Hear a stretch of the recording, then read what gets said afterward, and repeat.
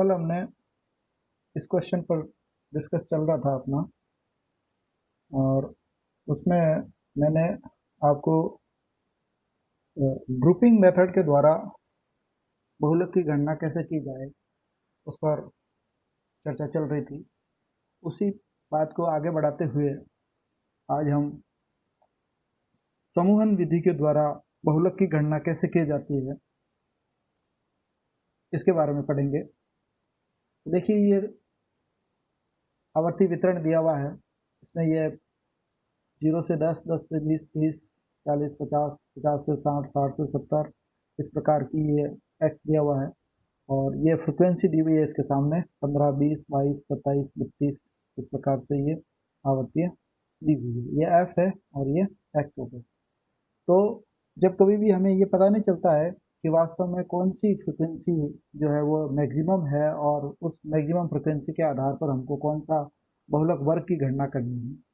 तो यहाँ पर देखिए, अधिकतम फ्रिक्वेंसी तो 32 है, लेकिन अ, जो फ्रिक्वेंसीज का जो घनत्व है, यानी जो आवर्तियों का घनत्व है, वो कहाँ पर ज़्यादा है, ये चीज़ थोड़ी कन्फ्यूजन वाली हो रही है। क्योंकि 21 के आसपास भी 27 और 29 है, और यहाँ पर भी 27 और 27 है, और बीच का भी ये 50 से 60 आ रहा है। तो न तो ये केवल बीच का है, न ये अधिकतम फ्रिक्वेंसी वाला है। तो ऐसी कन्फ्यूजिंग वाली स्थिति में बहुलक वर्ग की गणना करने के लिए हमको समूहन सारणी का सहायता लेनी पड़ती है। समूहन सारणी के अंदर क्या है कि जो पहला खाना है वो तो यही है जिसमें फ्रिक्वेंसी दी हुई है, और जो दूसरा खाना होता है C1, मान लीजिए कि उसमें अपन दो दो के जोड़े बनाते हैं। जैसे 15 और 20 को जोड़ करके 35 बना दिया, 22 और 27 को जोड़ करके 49 बना दिया, 32 और 27 को जोड़ करके 59, 31 और 29 को जोड़ करके 60, 26 और 22 को जोड़ करके 58 कर लिया। इस प्रकार से ये पहला खाना बन गया। उसके बाद में जो दूसरा खाना बनता है उसमें हम पहली फ्रिक्वेंसी को छोड़ करके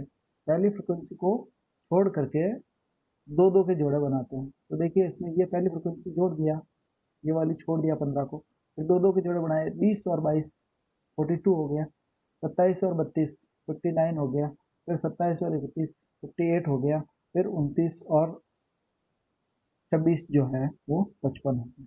इस प्रकार से पहला खाना वो स्वयं फ्रिक्वेंसी है जो, दूसरा खाना दो दो के जोड़े बनाने, तीसरे खाने में पहली फ्रिक्वेंसी को छोड़ करके दो दो के जोड़े बनाने, पहली फ्रिक्वेंसी को छोड़ दिया फिर दो दो के जोड़े बनाए। अब ये जो खाना बनने का चौथा खाना बनेगा जो कि चित्र दिखाया गया है यहाँ पे, उसमें अपन तीन तीन के जोड़े बनाएंगे, तीन तीन के जोड़े बनाएंगे, 15, 20 और 22 सबको मिला करके हो गया आपके 57, 42 और 15 57। फिर ये 27, 32 और 27 मिलकर के हो गए 86।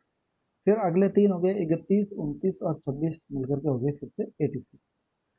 तो तीन तीन के जोड़े बनाए यहाँ पे अपने। और अगला खाना जो कि C4 दर्शाया हुआ है यहाँ पे, उसमें अपन पहले खाने को छोड़ करके, यानी पहली आवर्ती को छोड़ करके फिर तीन तीन के जोड़े बनाएंगे। तो ये 20, 22 और 27 ये तीनों मिलकर के हो गया यहाँ पे 69। फिर अगले तीन 1, 2 और ये तीन मिलकर के हो गया यहाँ पे 90। और अगले तीन 29, 26 और 22 मिलकर के 77। अगला और लास्ट खाना जो है उसमें ऊपर की दो फ्रिक्वेंसी छोड़ करके नीचे की तीन का जोड़ करना हमको। तो पैन ये और ये छोड़ दिया, फिर इन तीन का जोड़ कर लिया हमने, 22, 27, 49 और 32 मिलकर के हो गए 81। फिर ये 27, 21 और 29 ये हो गए 60 और 27 87, ये 87। अब जब ये खाने बन जाते हैं, 6 खाने होते हैं, ये पहला, दूसरा, तीसरा, चौथा, पांचवा और ये छठा खाना होता है। अब इन 6 खानों में जो सर्वाधिक फ्रिक्वेंसी है उसके ऊपर अपन घर पे या नोटबुक के अंदर गोला काला करेंगे, क्योंकि वहाँ बोल्ड करना संभव नहीं है। और क्योंकि यहाँ गोला काला करना संभव नहीं है, इसलिए मैंने इनको रेड कर दिया। तो देखिए, इस कॉलम के अंदर सर्वाधिक फ्रिक्वेंसी कहाँ पर है, ये वाली फ्रिक्वेंसी 32, सबसे अधिक 32 है, इसलिए इसको मैंने रेड कर दिया। इस खाने में सर्वाधिक फ्रिक्वेंसी कौन सी है, इस खाने में 60, इसलिए मैंने इसको रेड कर दिया। तीसरे खाने में 59, इसलिए इसको रेड कर दिया। चौथे खाने में दो जगह 86 है, इसलिए दोनों को ही कर दिया है, इसको भी कर दिया और इसको भी कर दिया। पांचवें खाने में 90 सर्वाधिक फ्रिक्वेंसी है, इसलिए इसको रेड कर दिया। और छठे खाने में 87 सर्वाधिक है, इसलिए हमने इसको रेड कर दिया। अब हमको अगली टेबल जो है वो एनालिसिस टेबल बनानी है। यानी इसका विश्लेषण करना है कि किस वर्ग में कितनी बार अधिकतम आई है फ्रिक्वेंसी, किस वर्ग में कितनी बार अधिकतम फ्रिक्वेंसी आई है। तो इसमें सबसे ऊपर की और सबसे नीचे की तो अपन छोड़ ही देते हैं, उसका कोई ज़्यादा महत्व नहीं होता और न वो आ सकती है। अब देखिए ये है सर्वाधिक फ्रिक्वेंसी इस खाने के अंदर 32 है, तो ये मैंने एक लिख दिया यहाँ पे। अब उसके बाद देखिए ये 60 है, ये किसका है, ये इसका और इसका है, तो ये देखिए इसका एक और इसका भी एक हो गया। फिर बाद में देखिए ये 59 है, तो 59 किसका जोड़ है, इसका और इसका, यानी 30 से 40 और 40 से 50 में, तो ये हो गया 30 से 40 और ये हो गया 40 से 50। और ये 86 किसका है, एक दो तीन चार पाँच और छः, तो देखिए यहाँ पे छः संख्याएं लिखी हुई है, एक दो तीन चार पाँच और ये छः, सब जगह लिख दिया हमने ये। अब देखिए ये 90 है, ये किसका जोड़ है, एक दो और तीन का जोड़ है, तो देखिए ये हो गया एक, इसमें ये आ गया दो, ये आ गया तीन इसके अंदर। और इसी प्रकार से 87 किसका जोड़ है, एक दो और तीन, तो इन तीनों खानों में लिख दिया।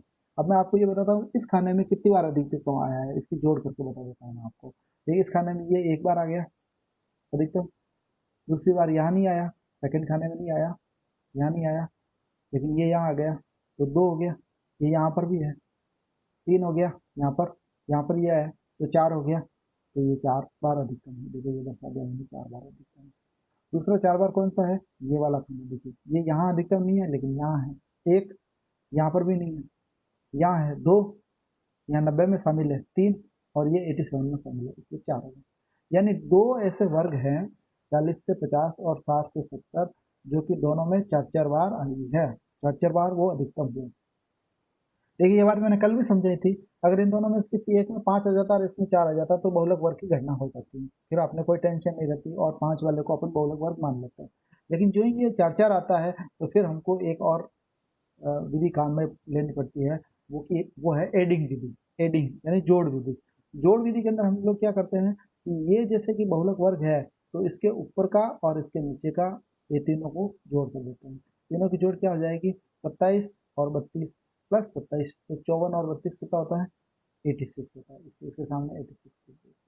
अब अगर भी ये भी चार आया, ये भी अधिकतम है, तो इसके भी ऊपर की फ्रिक्वेंसी और नीचे की फ्रिक्वेंसी को जोड़ करके इन तीनों का जोड़ कर लिया, तो 29 और 31, 60, 8 में 27 जोड़ दिया, तो ये क्या हो गया, 87 हो गया। इसलिए चूंकि ये 86 है और ये 87 है, 87 अधिक है, इसलिए 60 से 70 वाला बहुलक वर्ग माना जाएगा। कौन सा बहुलक वर्ग माना जाएगा, 60 से 70 वाला, इसको मैंने ब्लू इंक में कर दिया। एक बार रफ में वापस समझ लीजिए। समूहन विधि में पहला खाना दो दो के जोड़ करके बनाना है, दूसरे खाने में पहले को छोड़ करके दो दो के जोड़े बनाने हैं, तीसरे खाने में तीन तीन के जोड़े बनाने हैं, फिर एक को छोड़ करके तीन तीन के जोड़े बनाने हैं, और फिर दो को छोड़ करके तीन तीन के जोड़े बनाने हैं। अगला स्टेप, उसमें जो भी सर्वाधिक फ्रिक्वेंसी है उसके ऊपर गोला काला करना है, और जितने गाले काले गोले अधिक हैं इस वर्ग के अंदर वही बहुलक वर्ग हो जाता है। जैसे कि यहाँ पर आया आपने, इसमें भी चार है और इसमें भी चार है, और अगर एक में अधिक आ जाता है तो फिर ये समस्या का समाधान हो जाता है। क्योंकि चार चार आया है इसलिए हमने एडिंग विधि के द्वारा इसमें आता है 86, और एडिंग विधि के द्वारा इसमें आता है 87, तो 87 वाले को हमने बहुलक वर्ग मान लिया है।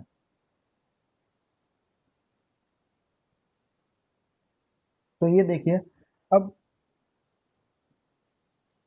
बहुलक वर्ग 60 से 70 वाला, 60 से 70 वाला बहुलक वर्ग है आपके, ये वाला। और ये देखिए ये F1 हो जाएगी, 31 जो है वो F1 हो जाएगी, 27 F2 हो जाएगी, और 29 जो है वो F0 हो जाएगी। ये देखिए क्लास इंटरवल कौन सा है, 60 से 70 है, वर्ग अंतराल कितना है, h बराबर 10 है, और i बराबर कितना है, यानी बहुलक वर्ग की निम्नतम सीमा कितनी है, 7 है। और ये फॉर्मूला है l plus f1 minus f0 divided by 2f1 minus f0 minus f2 into h। ये फॉर्मूला है, इसको आपको याद रखना है। f1 31 है, f0 27 है, और f2 जो है वो कितना है, 29 है। इसलिए हम इन सबको फॉर्मूले के अंदर लिखेंगे। ये सारी वैल्यू जो है वो आपकी किसके अंदर लिखी जाएगी, फॉर्मूले के अंदर लिखी जाएगी। फॉर्मूले के अंदर क्या करेंगे अपन, एल की जगह जितना दिया हुआ है इसकी जगह मैंने 60 लिख दिया, प्लस F1, F1 कितना है, 31, माइनस F0, 31 माइनस 27, ये F0 बराबर 27 हो गया, तो 31 माइनस 27 हो गया, डिवाइडेड बाई 2F1, तो ये 2 हो गया, F1 कितना है 31 है, 2 गुणा 31 कर दिया, माइनस F0, F0 27 माइनस का 27, F2 29, तो ये माइनस का 29 हो जाएगा यहाँ पर। ये यहाँ पे 31 गलत लिखा हुआ है, तो ये 29 हो जाएगा। तो ये कितना हो जाएगा 62 माइनस ये कितना हो जाएगा 29 में से 27, 29 और 27 जोड़ के कितने हो जाएंगे यहाँ से 56 सर 56 56, 62 में से 56 क्या 6 हो जाएगा, 62 में से 56 जाएगा 6 हो जाएगा, और 4 में 6 का भाग दो, 4 में 6 का भाग दोगे तो आपके आ जाएगा 0.67 आ जाएगा, कितना आ जाएगा 0.67, यानी ये हो जाएगा आपके, नहीं 6 में 4 का भाग देंगे अपन, ऊपर कितना बच रहा है 6। सर इसमें हाँ एक सेकेंड सर। हाँ बोलो बोलो बोलो, हाँ बोलो। सर इसमें ऊपर F1 माइनस F0 है तो ऊपर F1 31 लिख रखा है। हाँ F1 31 सही है, F1 माइनस F31 सही है, तो ये तो सही है, 31 माइनस 27 तो सही है, 4 हो गया, ठीक है। ये तो ये देखिए आप 2 इंटू F1, तो F1 31 है तो 62 हो गया, माइनस 27 और माइनस यहाँ पे 29 होगा, ये यही करेक्शन है, और कोई ज़्यादा करेक्शन नहीं है। ये F0 जो 29 है वो सर नीचे भी तो 29 होगा, नीचे F0 तो 27 अपॉन है। के नीचे F। हाँ हाँ हाँ, अपॉन के नीचे कहाँ, यहाँ पर कह रहा हूँ ना मैं। जी सर 2 इंटू 31 माइनस 29 आएगा, हाँ बिल्कुल 29 आएगा, फिर माइनस 27। माइनस 27 आएगा, यही तो कह रहा हूँ, मैं भी यही कह रहा हूँ, चाहे 27 यहाँ हो या यहाँ, उससे जी कोई फर्क नहीं पड़ेगा, लेकिन ये हो जाएगा आपके 56 हो जाएगा, तो ये हो जाएगा 62 जी माइनस सर 56 यानी 6 हो जाएगा ये, तो 6 या जी डिविजन आएगा, यानी 4/6 आएगा, समझ रहे हो ना बात, यहाँ पे 4 डिवाइडेड बाई 6 इंटू 10 आएगा, 4 तो ये है, 31 माइनस 27 का है, तो ये 4 हो गया, तो 4 इंटू 10 कितना हो जाएगा 40 हो जाएगा, 40 में 6 का भाग देंगे तो कितना आ जाएगा। सर एक सेकेंड सर, ये ना जो 31 में से 29 ऊपर करेंगे तो 4 कैसे 2 आएगा ना। नहीं ऊपर तो F0 ही है ना बेटा, F0 तो 27 ही है ना,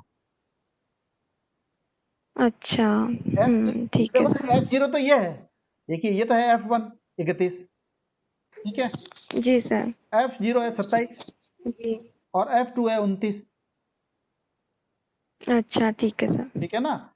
अब देखिए हम्म ये वाली संख्या गलत लिख रही है यहाँ पे, और कुछ नहीं है, तो ऊपर हो गए 4 आपके, 31 में 27 गए, ऊपर कितने हो गए 4, ठीक है, और हर में कितना आ जाएगा 6, तो 4/6 हो जाएगा, अब 4 को 10 से गुणा करेंगे तो 40, 40/6 यानी 6.67, तो इसका उत्तर हो जाएगा 66.67, आंसर कितना हो जाएगा इसका 66.67।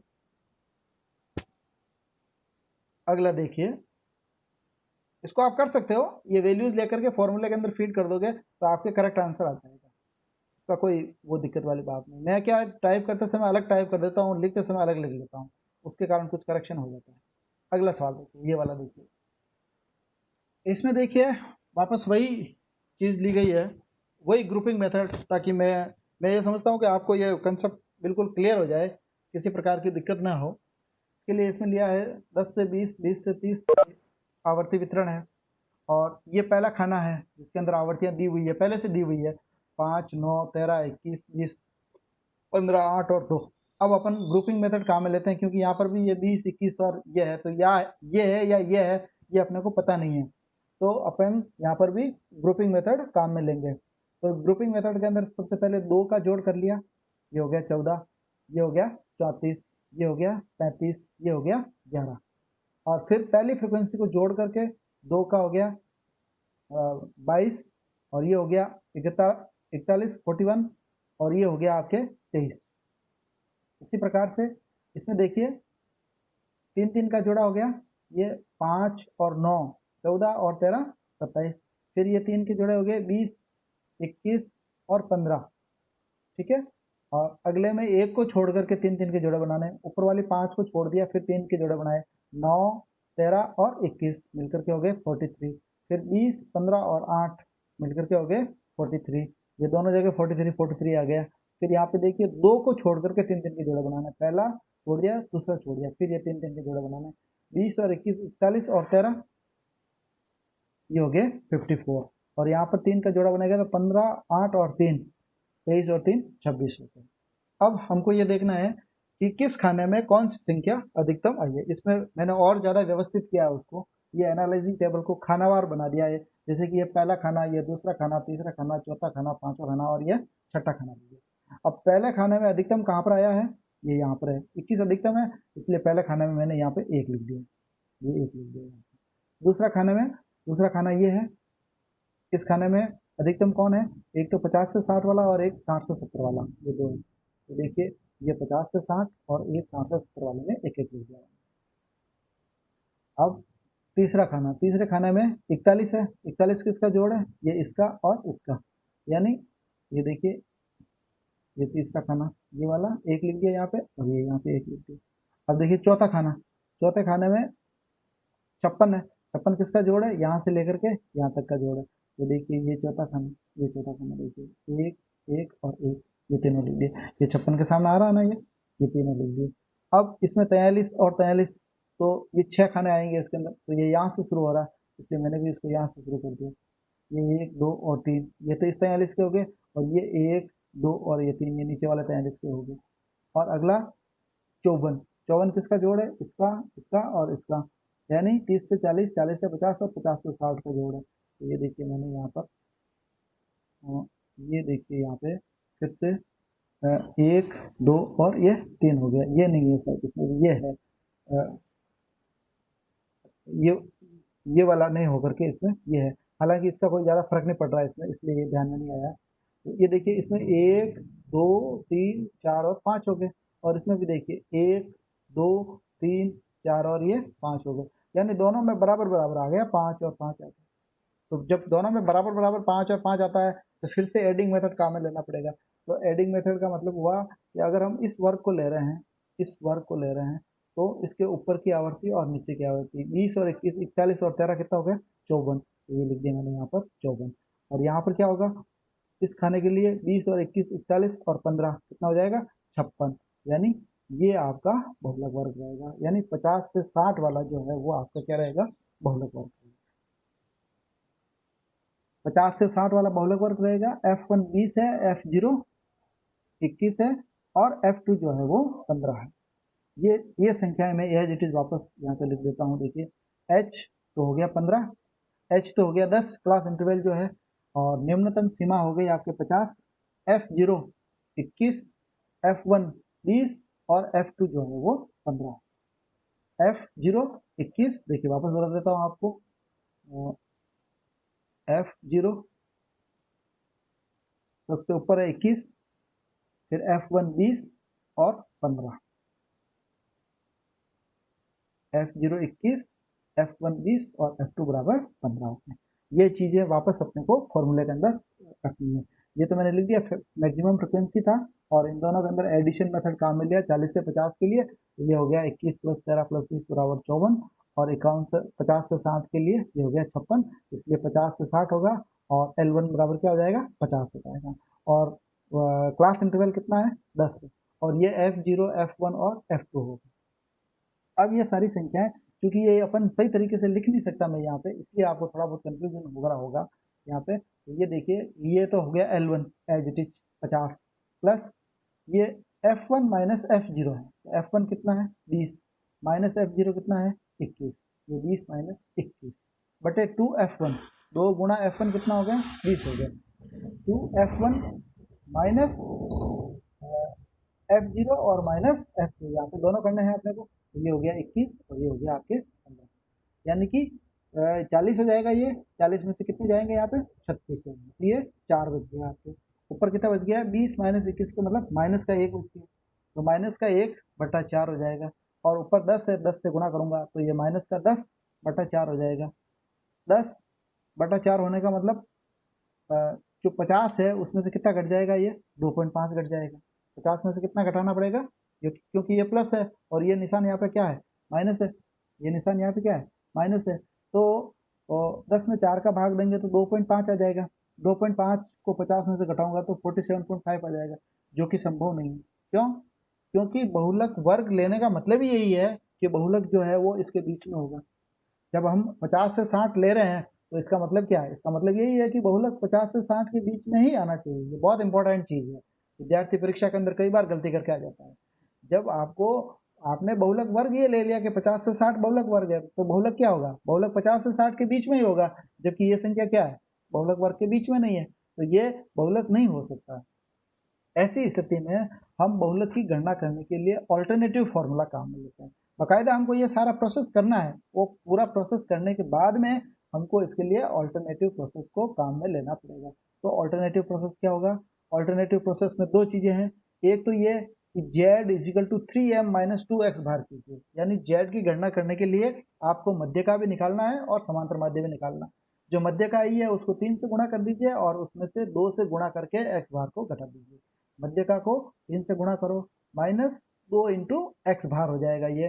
तो जो वैल्यू आएगी वो क्या कहलाएगी? आपके बहुलक कहलाएगी। इसके अलावा अगर आप ये नहीं कर सकते हैं तो इसके अलावा जो जेड का ऑल्टरनेटिव फॉर्मूला है वो ये है कि जेड बराबर एल, वही बहुलक वर्ग की निम्नतम सीमा, प्लस एफ टू गुणा H divided by F2 plus F0।